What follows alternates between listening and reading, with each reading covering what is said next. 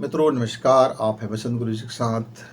मेरे हम उम्र साथियों, आइए 2 मिनट के लिए आंख बंद करें और अपने अंदर ओम के गुंजार को सुनने की कोशिश करें। ओम।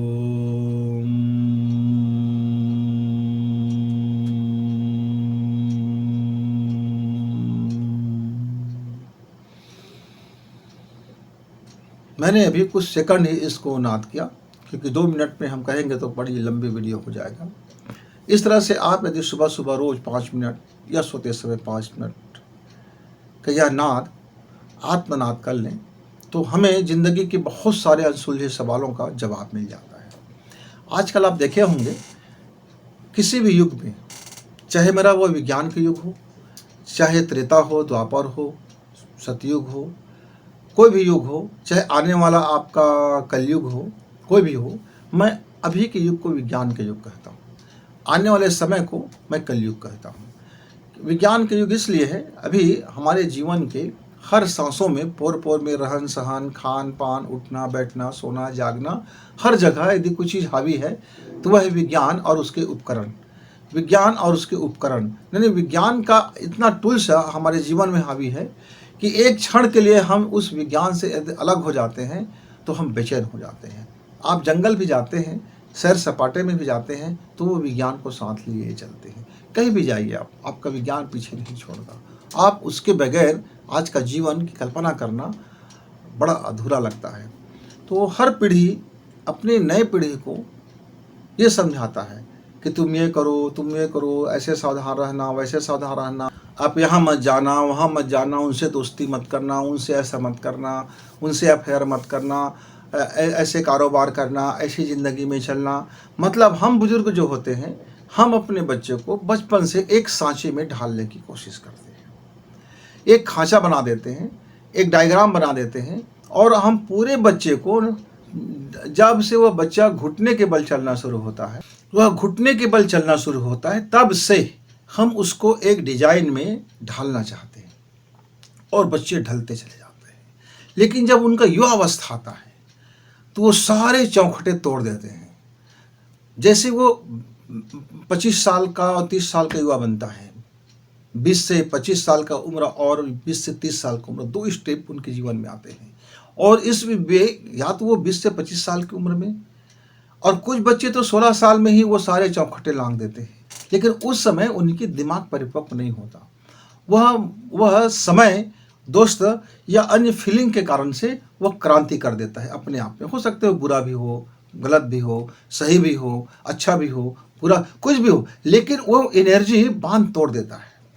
लेकिन जिस युवा अवस्था में यदि आप 22 से 30 के वर्ष के बीच में चौखट तोड़ता है, वह अपने डिजाइन को तोड़ता है यानी बदलता है, तब वह परिपक्व हो चुका होता है। उसकी मस्तिष्क के न्यूरॉन्स परिपक्व हो चुके होते हैं, उसकी ब्रेन इस यूनिवर्सल को समझना शुरू हो चुका होता है, वह दुनियादारी को भी बहुत बखूबी जानने लगता है। वो अपने अनुसार फिर पूरी दुनिया को देखता है। उनकी जो चश्मे हैं, उनकी जो सोच है, उनका जो दृष्टिकोण है, उनका जो अनुभव है, उनका जो फीलिंग्स है, उनके अनुसार से इस संसार को वह देखने की कोशिश करते हैं, चेष्टा करते हैं। इसी बीच होता है संघर्ष।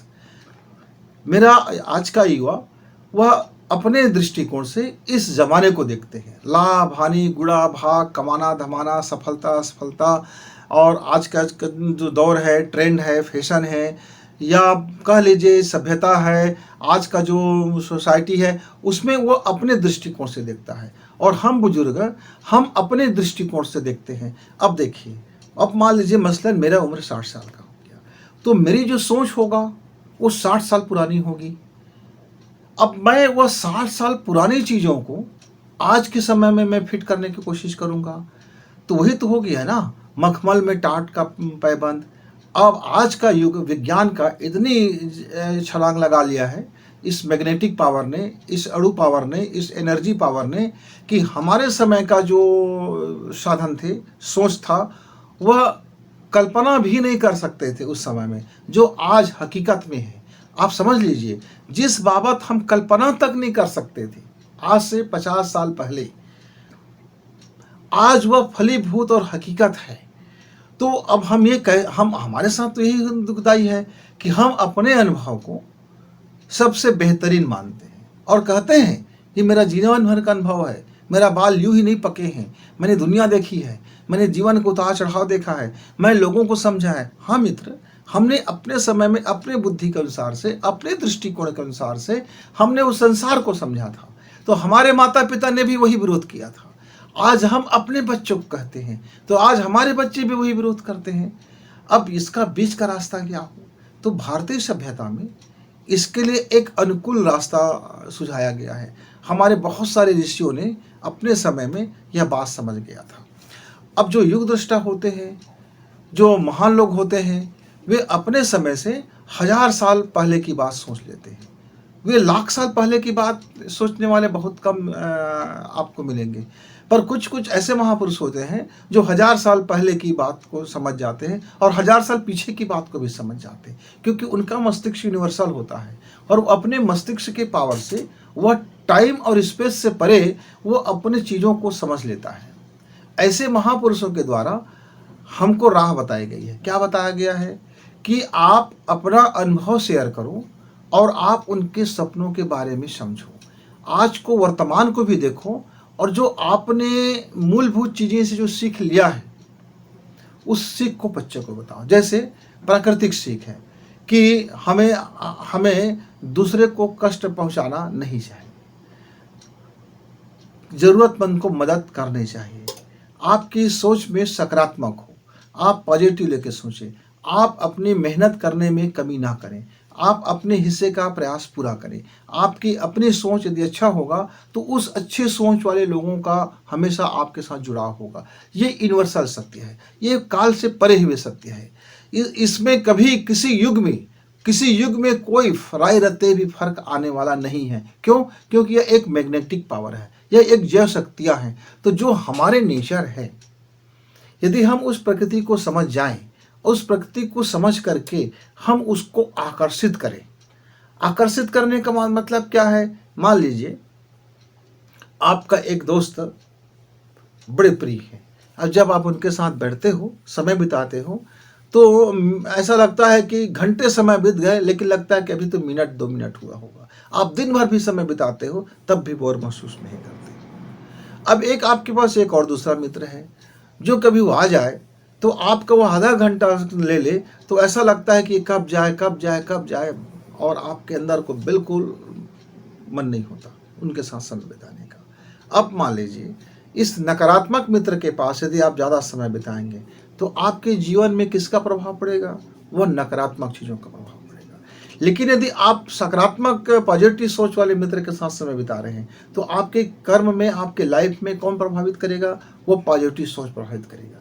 इसी तरह से जितने भी हमारे नैसर्गिक गुण हैं, हम अपने उस गुण को मेमोराइज करें, देखें, समझें और उसको अनुभव करें और फीलिंग करें। और जब हम अपने अनुभव करें और जो मेरा अनुभव है उस अनुभव को हम बांटें, तो आपके अंदर में, इर्द गिर्द में ये सारी परेशानियां दूर हो जाएंगी और ये जो संघर्ष है, ये संघर्ष भी समाप्त हो जाएगा। लेकिन होता क्या है, हम बूढ़े हो चुके होते हैं, हमारे अंदर वो लचीलापन रहता नहीं है, हमारे अंदर वो एक्सेप्ट करने की पावर रहता नहीं है, हम स्वीकार्यता की भाव हमारे अंदर रहता नहीं है, हम अपने दुर्गुणों को स्वीकार नहीं सकते और हमारे सद्गुण का कोई मोल नहीं रह जाता, क्योंकि अब हमारे पास वो वक्त नहीं रह जाता कि हम लोगों को नए कर्म करके बताएं। यही हम लोग फेल हो जाते हैं। यदि मेरे हम उम्र जितने भी साथी हैं वह यह समझ ले कि मैं इसी वक्त से अपना नया कर्म कर सकता हूँ और मैं अपने नए बीज बो सकता हूँ और मैं उस नए कर्म को प्राप्त करने के लिए मेरी जितने भी शरीर सामर्थ्य है, मैं उस सामर्थ्य भर कार्य कर सकता हूँ। और लेकिन मेरे अंदर के में जो मन की सामर्थ्य है वो तो 1000 गुना है, वो तो अब भी है, बलवती है। और मेरे अंदर, मन से अंदर में जो अवचेतन धारणा है वो तो उससे भी 1000 गुना शक्तिशाली है। और वह अवचेतन अवधारणा के अंदर में जो मेरा यूनिवर्सल ब्रेन है वो तो उससे भी लाख गुना शक्तिशाली है। और उस ब्रेन के अंदर में जो मेरी अवचेतन मन है वो तो उससे और लाख गुना शक्तिशाली है। और मेरे अवचेतन के मन के भीतर में जो मेरी ब्राह्मी शक्ति है वह तो उससे करोड़ों गुना शक्तिशाली है। यदि मैं अपने इस शक्ति को, इस पावर को समझूं और मैं हताश और निराश न होकर के मैं अपने नए कर्म शुरू करूं। मैं अपनी जो मेरी पुरानी कर्म हो गया है, अब उसका परिणाम तो मुझे मिलेगा ही, वो तो सत्य है, वह तो निस्संदेह सत्य है, हर काल में सत्य है, हर युग में सत्य है, हर टाइम में सत्य है, चाहे वो विज्ञान युग हो, कल युग हो, मशीन युग हो, मनुष्य का युग हो, भगवान का युग हो, देवता का युग हो, राक्षस का युग हो, किन्नर का युग हो, किसी का युग हो। ये जो कर्म फल का सिद्धांत है, इसको आप हटा ही नहीं सकते। ये ब्रह्मांड की उत्पत्ति के समय से ही यह लॉजिक बना हुआ है। इसी से वह ब्रह्मांड की उत्पत्ति और विनाश और विलय और गति और दुर्गति और उत्थान और पतन, ये सारा उसमें फार्मूला फिट है। इसको आप चेंज नहीं कर सकते। ये यूनिवर्सल चेंज होगा कब? जब वो परे शक्तियाँ, वो जब अदृश्य शक्ति जब अपना फार्मूला बदलेंगे।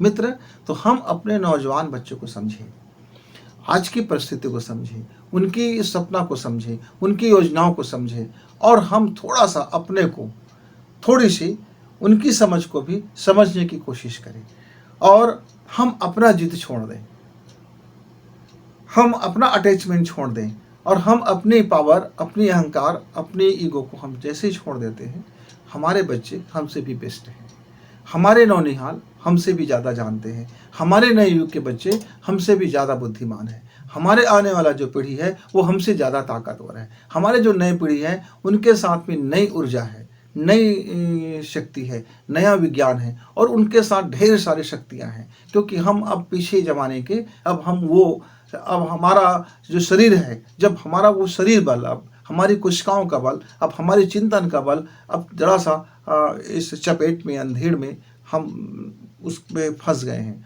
और अपने को जैसे सांप का केचुला होता है, जब वो केचुला त्यागता है, अपने को नवीन करता है, तो उसको बड़े कष्ट से गुजरना पड़ता है। जब वो केचुला त्याग देता है, तब वो सर्प अपने आप को फिर नया युवक बना लेता है, फिर वो नौजवान हो जाता है और फिर तरोताज़ा हो जाता है। मित्रों, ऐसे ही अब हमारी उम्र के जितने भी मेरे बुढ़े युवा मित्र हैं, वह अपना केचुला त्यागने का वक्त है। जो उनकी पुराने अनुभव है, जो उनकी पुरानी सोच है, जो उनके पुराने कार्य है, जो उनसे हो गया, जाने में हो गया, अनजाने में हो गया, जानबूझकर हो गया, लोभवश हो गया, मोहवश हो गया, वासनावश हो गया, कामनावश हो गया, जिस कारण से भी हुआ हो तो गया, वह कर्म हो गया। अब उस कर्म का परिणाम भी मिलेगा, उसे भोगना ही होगा। यह आप सत्य समझ ही लो, और आप नए कर्म करने के लिए भी उद्यम करो। हताश मत हो जाइए, निराश मत हो जाइए, आप नाराज मत हो जाइए, टूटिए मत, बिखरिए मत, अपना केचुला त्यागने का कोशिश कीजिए। जैसे जैसे आप अपना देखेंगे, आप अपने को समझेंगे, आपका केचुला उतरते जाएगा, और जिस क्षण आपका पुराना केचुला उतर जाएगा, तब आप इस नए युग के में अपडेट हो जाओगे। जैसे आप इस नए युग में अपडेट हो जाएंगे, तब आप अपने बच्चे की जो नई पीढ़ी है, इसके समकक्ष खड़े हो जाओगे, और कंधे से कंधे मिला करके आपकी योजनाएं और आपकी डायग्राम और आपके द्वारा सुझाया गया रास्ता, आपके द्वारा जो भी मार्ग बताया जाएगा, जो कंडीशन जो बताई जाएगी, जो सिस्टम बताया जाएगा, वे आपके नए पीढ़ी के लिए वरदान साबित होगा। जो अभी अभिशाप साबित हो रहा है, वो वरदान साबित होगा। लेकिन अभिशाप क्यों साबित हो रहा है? क्योंकि आपने अपनी केचुला अभी त्यागा नहीं है। आपका जो आभासी व्यक्तित्व है, आपका जो अंदर में जो इच्छा है, दबी हुई इच्छाएं, दबी हुई आकांक्षाएं, जिसको आप प्राप्त नहीं कर सके, अब आपके अंदर में जो कुढ़न है, जो आपके अंदर में जो खालिशपन है, जो आपके अंदर में जो खालीपन है, जो आपके अंदर में ईर्ष्या है, जो आपके अंदर में कई तरह की बातें हैं, वो उसमें लिपटा हुआ है। जब वो केचुला बाहर निकाल देंगे, जब आप बच्चा बन जाएंगे, निर्बोध बन जाएंगे, बोध रहित बन जाएंगे, तब आपका ज्ञान आपके नए पीढ़ी के लिए वरदान साबित हो जाएगा। तो मित्रों, जब भी आपको आपका पीढ़ी यह कहे कि पापा आपको आत्मचिंतन की जरूरत है, तो दुख तो होगा, ठेस तो पहुंचेगा, और पहुंचना भी चाहिए, दुख भी होना चाहिए, क्योंकि वो आपको आईना दिखा रहा है। लेकिन आप घबराइए मत, देखिए तो सही कि आपके जीवन में भी केचुला कितना बच गया है। जैसे आपका केचुला उतरेगा, तब आपके बच्चे कहेंगे, पापा आपने हमको शानदार रास्ता दिखाया, आपके बताए मार्ग पे चल के हमने अपने जीवन को सक्सेस से भर लिया, हमारा जीवन में खुशी आ गया है, हमारे जीवन में आनंद आ गया है, हमारे जीवन में प्रेम आ गया है, हमारे जीवन में शोहरत आ गया है, हमारा जीवन हमारा जमीन से आसमान में उड़ गए हैं। आपके दिए पंख, आपके दिए डैनिक इतने मजबूत है, आपके दिए दृष्टिकोण इतने शानदार हैं कि हम आसमान में भी उड़ते हुए जमीन को देख सकते हैं और अपनी अच्छा और बुरा समझ सकते हैं। हम अपने आने वाले कल के लिए बेहतरी कर सकते हैं। फिर वो आपको थैंक यू से भरेंगे, वो धन्यवाद से भरेंगे। मित्र, आप इस धन्यवाद के लिए जो तरसते हो वो धन्यवाद आपको मिलेगा। लेकिन आप अपनी केचला छोड़ें, आप अपना आभासी दिन संसार छोड़ें, आप अपनी प्रतिछाया छोड़ें, आप अपनी नकली बीमारी की असली पीड़ा छोड़ें और जरा बच्चे को निर्बोध होकर के, निष्काम होकर के आपके जीवन भर का जो ज्ञान है उस ज्ञान को सच्चे स्वरूप में प्रकट करें। निश्चित तौर से आपका आत्मचिंतन आपके नए पीढ़ी के लिए शानदार साबित होगा। फिर मिलेंगे, तब तक इजाज़त। धन्यवाद, नमस्कार।